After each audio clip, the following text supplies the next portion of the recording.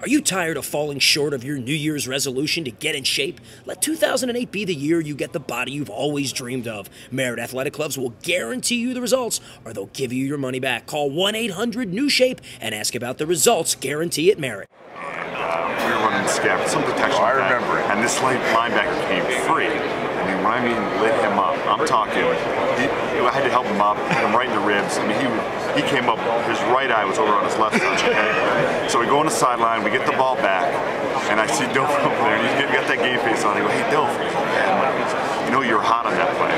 And he looked at me and he just freaking laughed at me, and I'm like, you know, and that's the kind of guy he was. I mean, he knew whether somebody got beat up, it was just kind of funny, and like, you know, he loved that. That was the kind of guy he was in the huddle during the game. Now, I'd ask you to say good things about them, but I know you can't. No, I don't want that. But the same experience in that same game, Flynn. Remember, Swain goes down with 20 seconds left, or a minute 15, and we have to score. You know, the guys are looking at me because I'm wide-eyed. I'm like, oh gosh, you know.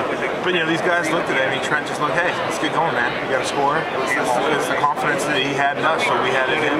Trent, what would you say? I mean, you may have done this already this week if you've been around. What would you say to Eli Manning? I mean, Tom Brady, you're not going to say anything to, but if you had a chance to say something to Eli, if he came over and wanted to have a refreshment with you, what would you say to him?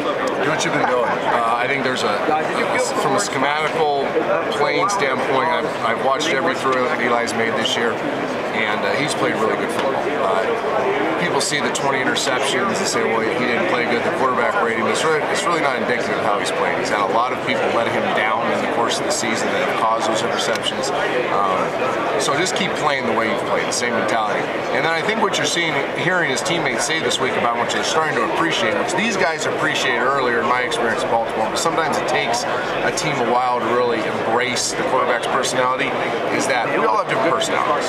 Some of us are hyper, some of us are calm, some of us are whatever it is, demonstrative like Phillip Rivers, but whatever it is, be yourself. And Eli has been himself. He's a mellow, easy-E kind of guy. He just hangs out, he does his thing, he doesn't show a lot of emotion, and his teammates have learned to embrace that now, and they're not looking for a fiery leader, they're looking for a quiet and calm leader, and he's been that guy for them. So more than anything else, I would say just be yourself. This game is just another football game. If you can eliminate the last 2 weeks of hype and not let it affect your perspective, you just go out there, and after the Jets fly over and the 45-minute pregame gets done, really it's a football game, and I would say, you guys probably agree with me, managing those 45 minutes is important, because we got out there, we got locked up. Yeah. It's tough. And you know, it's funny, you know, you kind of get mesmerized by all the stuff going on, all these singers, the Jets, and they realize, like you said, first kickoff, it's just a game, you know, from your home stadium, Wade Stadium, that 45 minutes, you lose a lot of focus. Yeah, and it's how mentally tough you are. I mean, people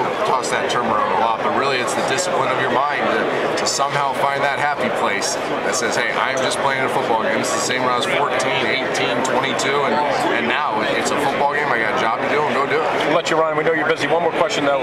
Alex Smith, how's he doing? A lot of pressure on him with the pick and all that. In San Francisco with the Heritage and Joe Montana. Give us your assessment. How's everything going? Well, the wisest man I ever knew said, only follow people that have been broken and that are humbled by it. And not a lot of men want to talk about the brokenness in their life. And Alex has been broken by this league. I went through it when I was in Tampa. I think a lot of people go through it. And he's been broken by his injury, you know, the media onslaught that happened with him and Coach Nolan, you know, maybe losing part of the team and having to regain it. And he's been humbled by it. He's a different guy. He's approaching it different right now. And I'm really impressed with how he's handled it. I think you'll see a better Alex Smith next year than you did this year because of that. He has a burning desire to be very, very good. Now we've equipped him with an offensive coordinator that's trained other quarterbacks and knows how to do that. They're surrounding him with better people. As that happens, I think you're going to see whether he has a chance or not. And I predict you'll see a much more seasoned quarterback this year. Yes, less of a young, wide-eyed quarterback. Who wins Sunday? I think the Patriots do. I think the Giants have the same chance as every other team's had against the Patriots. And that's none if the Patriots play their game. And nothing tells me they won't. Now, if the Patriots come out and don't play their best football, they turn the ball over, penalties, do stupid things, Giants are a very good football team. They can play with them. But if the Patriots come out and do their thing, like I said, every team's had the same chance. We always appreciate your time.